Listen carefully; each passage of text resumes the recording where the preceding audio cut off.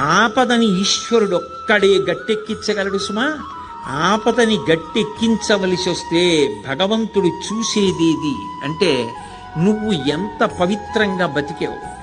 నువ్వు ఇతరులకు హాని చెయ్యగలిగి ఉండి కూడా చెయ్యకుండా నిన్ను నువ్వు నిభాయించుకున్న సందర్భాలేవి. నీ కోపాన్ని నువ్వు ఎలా నిగ్రహించుకున్నావు, ధర్మానికి నువ్వు ఎలా కట్టుబడిపోయావో చూసి పరమేశ్వరుడు కౌగిలించుకుంటాడు. కబీర్ దాస్ గారు ఓ మాట అంటాడు, ధీరే ధీరే రేమనా ధీరే సబకుచి హోయ్ మాలీసించే సౌకర్య ఋతువాయే ఫల్హోయ్ అంటాడు.